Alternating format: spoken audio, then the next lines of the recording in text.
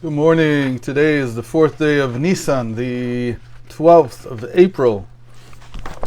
We are going to wrap up this week's short classes on the readings of Parshat Tazria.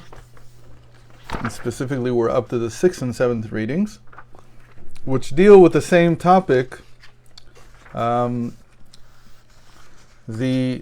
Tzara'at, the illness, when it affects garments. Well, this is in and of itself is a huge innovation. Whoever heard of an illness that affects garments? Doesn't make any sense, really. I don't know of anything like that anywhere. So this is obviously a very spiritual disease. And still, as we mentioned, this is the only example of a disease that the Torah talks about from beginning to end, meaning it tells us the whole process of the illness, the diagnosis, the prognosis, and how the healing is actually done. So everything is really learned from here. But what is this Tzara'at on the garments? What are we to make of this? In next week's Parsha, in Mitzorah, which is the continuation, which at least in the beginning it continues the types of Tzara'at, it also talks about Tzara'at that can come into a house, that can be in the stonework of the house. It can't be in a wooden house. It can only be in stones. And so we have here really three different types of Tzara'at, or three different manifestations of it, and they're in the body of the person, in the clothing, and in the house. Now these three categories are one of the most basic human categories of life, how we live. We have our body, in which our soul, our self, is housed. We wrap the body in clothing, and we live in a house. So the way that this is understood is that the body represents the person himself, or the three lower levels of the soul, and the two surrounding levels, the two higher levels, are represented by the clothing and by the home. 5 levels of the soul are known as Nefesh, Ruach, Neshama, Chaya, Yechida, or psyche, spirit, soul, the living one, and the singular one.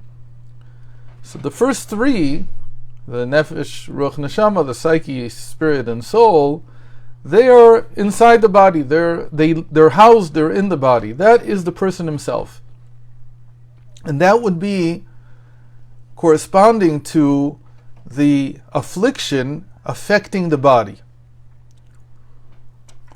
The two higher levels, the living one and the singular one, Chaya and Yechida, they represent the garments. The Chaya, the living one, is the garments of the person.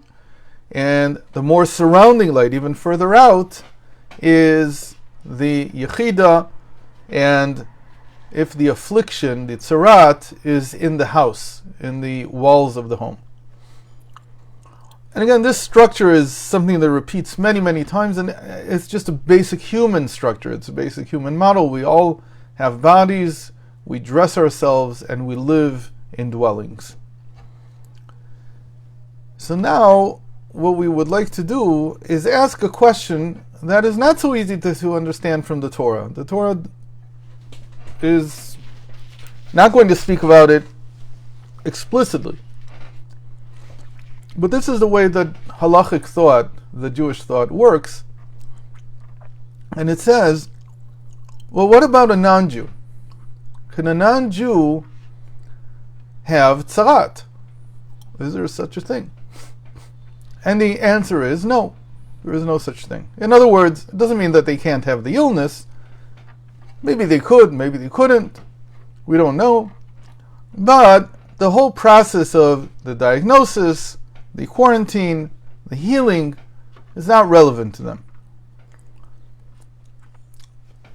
After we read the Torah publicly, we also read a selection from the prophets usually. And this week, the selection is from the Book of Kings.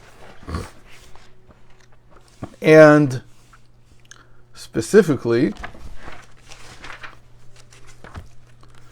it's from the Book of Kings, 2 Kings, chapter 4, verse 42, to chapter 5, verse 19. And that is a very important story about a great warrior from Aram. His name is Naaman. He's the head of the army there. He's the minister of war, or whatever he is. And he's afflicted by a disease that looks the same. It's called Tzara'at. And he suffers from it. If you remember, he's not the only warrior who suffered from Tzara'at in the annals of man. There have been others. There's a very famous one, Baldwin. Baldwin was the king of Jerusalem in about 1000 something. And he was afflicted by leprosy, not by Tzara'at. He had the disease, the modern disease that we call leprosy. But this Naaman had something that the Book of Kings calls Tzara'at. And so ostensibly it's supposed to be exactly the same thing. But he comes to Elisha, to the prophet Elisha. First his king sends a note to the king of Judah, to the king of Israel, and says to him, I'm sending my greatest warrior to you. Make sure that you heal him. And the king of Israel is thinking that he's setting me up and he wants to have an excuse to attack me. Anyway, he sends him to the land of Israel, and the king of Israel tears his clothing, thinking that this is a setup to start a war. But Elisha says, why are you acting like there's nothing that we can do? Send them to me. And he says a very famous phrase, Ve'yeda ki yesh navi be'Yisrael. And he should know that there is a prophet in Israel. And so Elisha heals him. How does Elisha heal him? He says to him, go immerse yourself in the Jordan River 7 times. And he's healed. At first he didn't want to do it. He said, "What? I came all the way here for this man to mock me and to tell me to go immerse in the river. The rivers of Damascus, where they're from, Aram is from Damascus, from Syria. They're much better than the river here." In the end, his servants convince him, and he does that. And he's healed. So you see, it's a completely different process. It has nothing to do with what we read in the Torah. But there are intermediary states between being a Jew and being a non-Jew. What is the intermediary state called in the Torah? It's called a resident alien, ger toshav. A ger toshav is a person who is not Jewish, but who has accepted upon himself the principles of Jewish faith and practice. Some principles. What are the practical aspects? What we call the 7 Noahide laws. He goes before a Jewish court, and he commits to these, and he says, I will perform these. But in our sense, what we're interested in is it's actually more important that he accepts the principles of Jewish faith, not just the practice. And the moment that he accepts it before a Jewish court, he's allowed to live in the land of Israel. And so what about this person? He's somewhere in between. And there's a very interesting ruling. Again, you couldn't get this from the Torah. This requires a lot of further study. That if a person is a resident alien, if he's accepted Jewish faith and 7 Noahide laws before a Jewish court, he can receive Tzara'at. He has Tzara'at, and he's healed in the same process as a Jew. Except for one small difference, he cannot receive Tzara'at in his body. It can only be in his clothing or in his home. And the question is why? Why not in the body? Why only in the 2 coverings? The covering of the body, the garments, and the larger covering, which is the home. And the answer in Chassidus is very interesting. says that what he accepted is not true conversion. So about a convert we say that a convert is like a child who has been reborn, someone who has been born just now. So his body is new. He doesn't have the same body. But the resident alien is not converted. So his body remains the body of a non-Jew.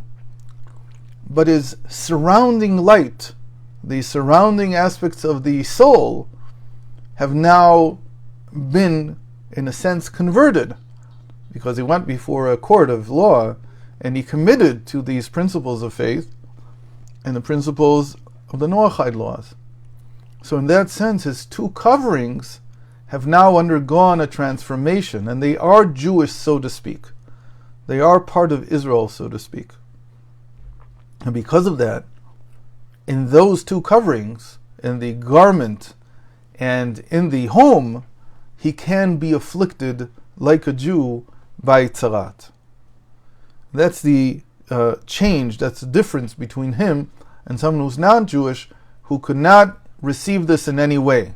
Or even if he receives it, like Naaman that we just talked about from 2 Kings, he gets rid of it in a completely different way. It has nothing to do with the way that a Jew would get rid of it. And this was done by a prophet, by Elisha, who told him exactly what to do and so on. But there's another interesting point here. What if somebody actually converts and they had Tzara'at before they converted? What do we say about that then? Naaman, it says, this great warrior from Aram, it says that after he was healed, he converted. He was so taken in by the fact that there was such a prophet, an Elisha, who could tell him to do this simple thing, just immerse in the Jordan for 7 times, that he was so moved by this that he decided to become a Jew, and he converted. So he didn't have any Tzara'at when he converted. So he was clean of it already. But what if he would have had? What would be the status of that lesion after he converted? And so the rabbis say something very interesting. They say that it's nothing. It doesn't count as anything. This is a leftover from his previous life, from his previous body, as it were. But now, like we said, it's like he's been reborn. He's born now as a person. And because he's now born, his body now does not have Tzara'at, even though we see that he has something left over from his previous body.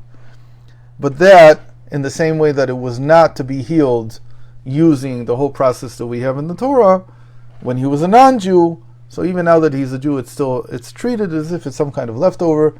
You have to get rid of it in some other way. It's not related to this whole concept of Tzara'at by a Jew. But again, the important point here, and this is what I want to stress, is that when someone who is not Jewish and decides to accept the principles of faith of Judaism, that God is not corporeal, that he has no image, and so on, all these creation and so on, all these things transform the surrounding light of the soul. They transform the two aspects called Chaya and Yichida, the living one and the singular one, and they become, in a sense, Jewish. And for that reason, like we said, it can be that he would be afflicted in his garments or in his home. And with this, obviously we don't want anyone to be afflicted by anything, but we learn from this the great principle that even if someone only decides to go before a court and say, I believe in the same things, I take upon myself the 7 commandments of Noach, but I believe in the same things as Jews do, there is some kind of partial conversion here. the partial conversion of these two surrounding light aspects of the soul. With that, we finish this week, and I wish everyone a Shabbat Shalom, good Shabbos, and I hope to see you next week. And next week is going to be just wonderful. We're going to have really interesting things to learn about regarding